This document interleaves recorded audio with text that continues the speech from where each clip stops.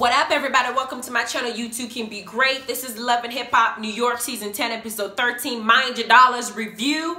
So the episode starts off with Fresha and Papoose discussing how Fresha wants to do a stupid decision and go ahead and propose to Jen, his 10-year forever girl, whatever, however long they've been together all their lives.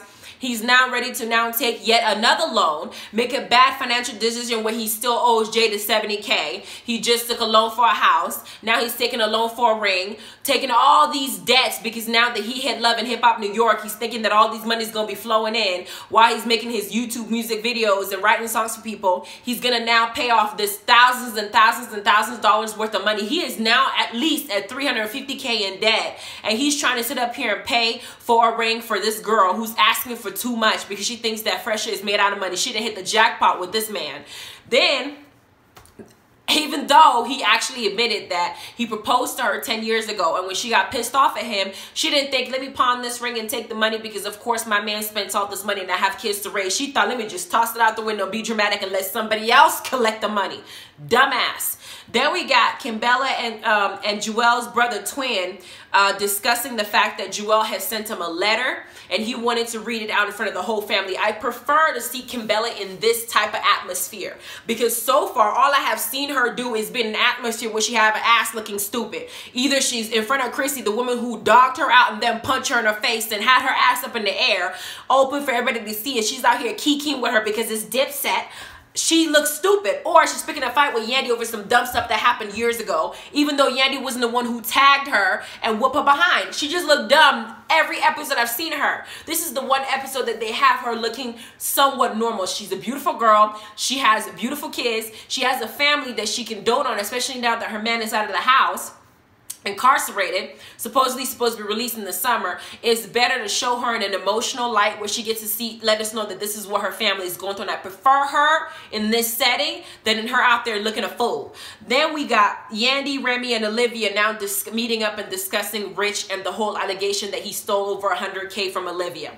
Olivia is hell-bent on letting us know that this man owes her over 100K, even though they've been brothers and sisters their whole lives, or however long they know each other. They were working for music. And then Yandy says that she had a conversation with Rich because things didn't sit well with her.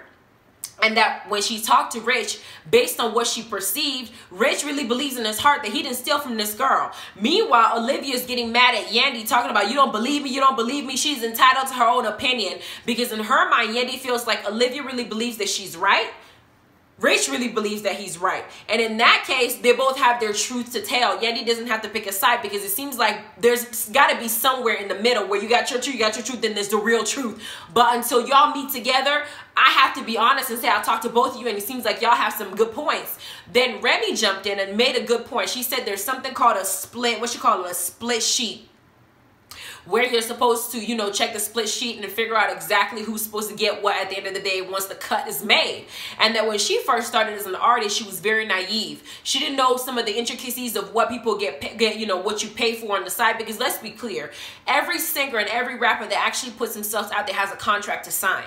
But y'all have to understand that before you start making money, all the shows that you do, all the music that you're actually rapping or singing that you didn't write yourself, all that is purchased from somebody else, and make sure you purchase the rights to it. There's some songs I know about that cost like 30, 50K for you to even get those songs you buy from the person who wrote it. And then on top of that, you're using their equipment.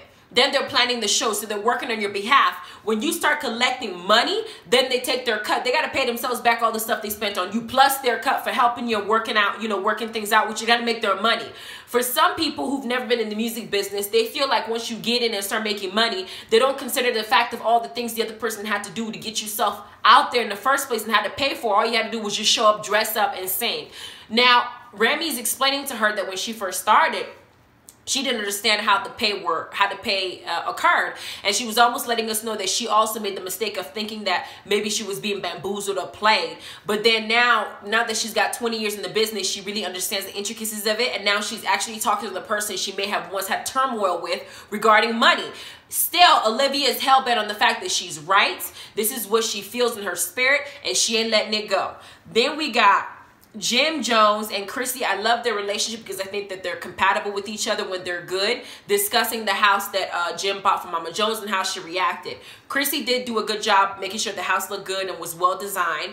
And then Jim is letting her know that Mama Jones adored the house, which she did. She cried about it, which she did, until she learned that Chrissy was the one who decorated it and she threw a whole fit. Jim left a few details out, but ultimately that was what they discussed. Then we got Jen decided to go and fuck up the relationship and the agreement that Fresha had done with Jada by trying to insert herself in something that is none of her business. Jen, you are a standby person. All your job to do while he's in the music video is to stand on the side and watch.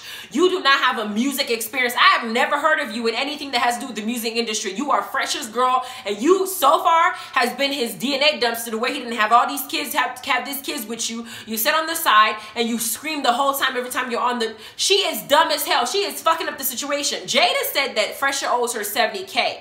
She was willing to settle for $40K out of court, get her money. He was going to pay her $2,500 a month until it's paid off, so maybe like a year and a half it would have been done.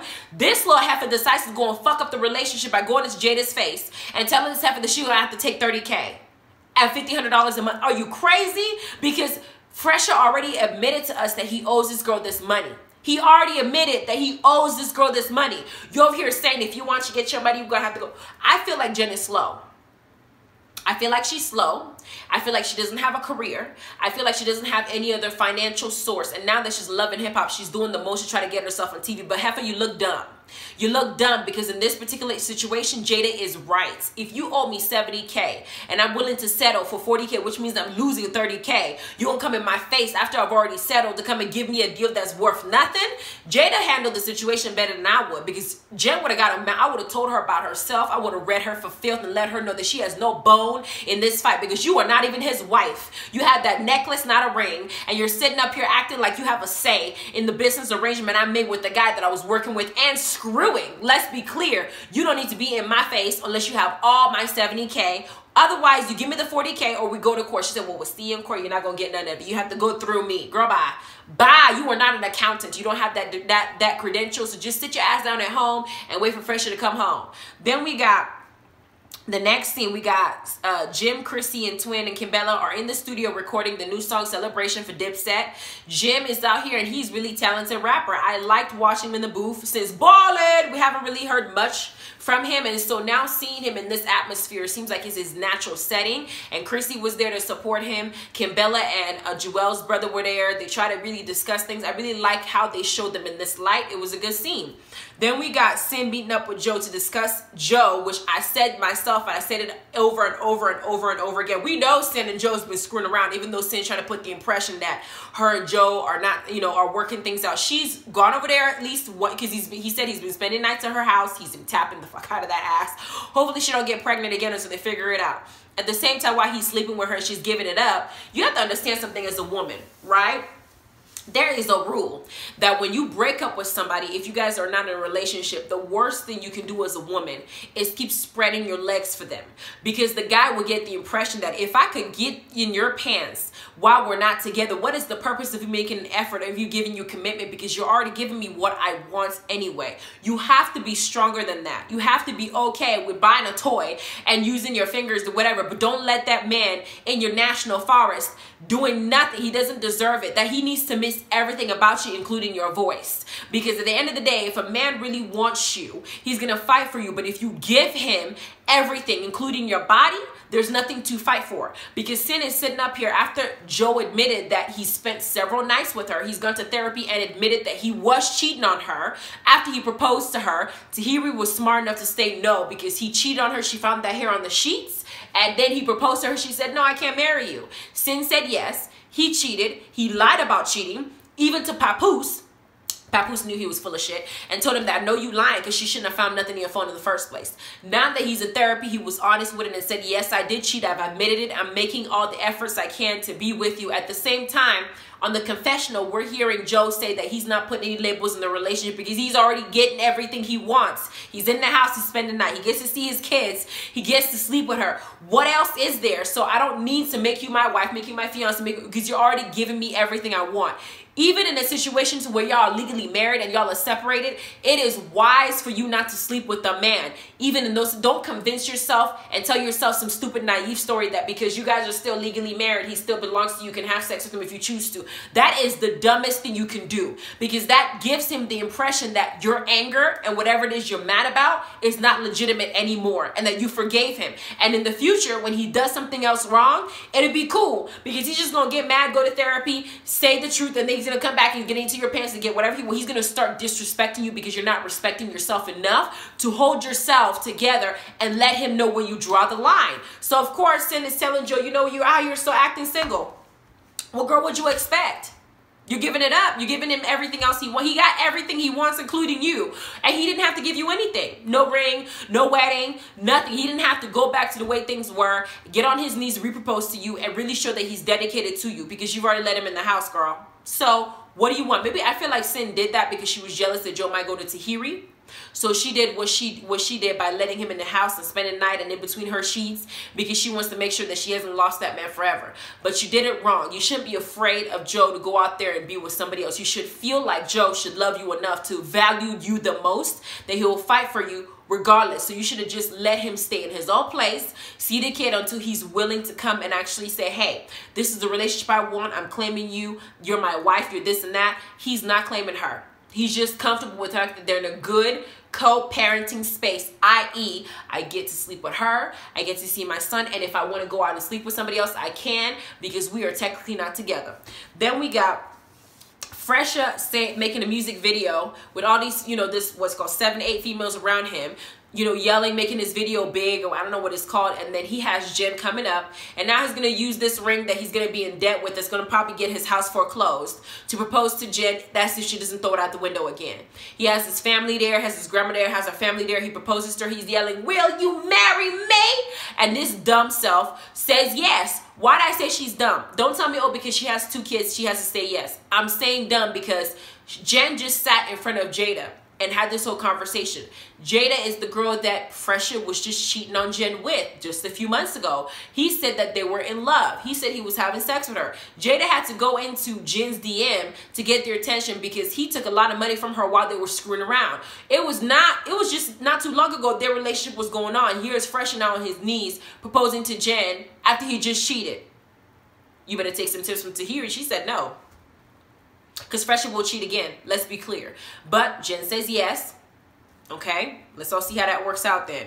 The next thing we got Remy doing her show with Fat Joe, and I'm so proud of her. Remy is a talented artist, and considering the fact that she had gone to prison for some time and now came out and her career kind of took off again, and she had her baby with Papoose, her relationship is going great, her daughter is beautiful. I'm very proud that she didn't come out and be one of those whiners that just complains about life, and that she actually asserted herself and really put herself out there to get herself where she needed to be, and I'm very happy for her. Then we got Olivia and Cisco meeting up to talk about the Rich situation. Now, apparently, Olivia admits that Cisco called her on the phone and didn't quite tell her that Rich was a thief. But he insinuated that Rich was a thief because he told her to go ahead and check the books, check the paperwork, check everything to make sure, because it looks like Rich might be playing you financially. She called her lawyer. Her lawyer went through the paper and decided that he was playing her financially. But Cisco is sitting here saying, I did not tell you he stole $100K or something from me. I did not tell you that. Cisco is now trying to fix things because he ran his mouth when they were pissed off. And he's saying that he don't remember saying that. Olivia's like, you are like my evidence. You're the one who opened up this can of worms. You're the one who started this. I'm about to go to court possibly and sue this man for $100K because you're the one that told me to go and search for it. And then I really searched for it, and I feel from what I found that I'm losing money because he stole from me because you started this whole thing in the first place. And Cisco's like, why don't you let it go? It was over, 10 years ago. She's like, would you let $100K go even if it was 10 years ago? And it just becomes a mess. I can see that Cisco is clearly embarrassed. He's clearly mad because he put his foot in his mouth. And Olivia is not going to let this go because now she's feeling like she's not getting support from anybody. And then Cisco, who was the one who started the whole thing, because she left Rich is not her brother anymore, and Cisco became her new brother. And while Cisco was being her new brother, Cisco was the one who told her that Rich was basically stealing from her. Now that Cisco is basically saying that he didn't tell her that at all, and that she's basically making all this stuff in her head, she's hallucinating and nobody owes her nothing, and that she should just let the situation go, she's feeling some type of way. Then the episode ends. They show next week's episode, which is supposed to be the finale. And I don't know if it's a joke. I don't know if this is going to go into the next season, season 11. However, they show Rich, Cisco, and Peter all hanging out. And Peter says something about maybe before or after Amina came to see him, he must have had Cisco's baby mom come stay with him for a weekend. Peter, you just can't. You just don't know when to quit. You just out here infecting people with your body parts. You just don't know how to keep it to yourself. You will do anything with a pulse. You will basically screw a pudding cup if you could. Why would you have your friend, your brother's girl, baby mama in your house for a weekend and he don't know? And Rich was the one who actually brought it up, probably because he's pissed off at Cisco and he wants somebody to piss Cisco off, because Cisco already attacked Rich. Now he's about to attack Peter. I want to see how Peter does, because Cisco's fine self. I feel like he's gonna beat the hell out of Peter for that. But that is the one that I want to remember, because that seems to be the scene that's going to be how they end it going into the reunion. Anyway, please like, subscribe, and notification bell. Hopefully, I'm still going to do, I have a couple things I still want to talk about, a couple reviews I still want to do. I'm behind on them, but I don't want to overload you guys. Let's get you guys through this first two. And in addition to Real Housewives and Marriage Bootcamp that I did yesterday, get y'all through it. Then I'm going to do the Black and Crew I might be behind, because I want to talk about the whole Sky situation. I have a lot to say. And I'm still considering if I'm going to do the Growing Up Hip Hop New York one, I believe. But anyway, like, subscribe, and notification bell. You guys have a good evening. Good night. Bye.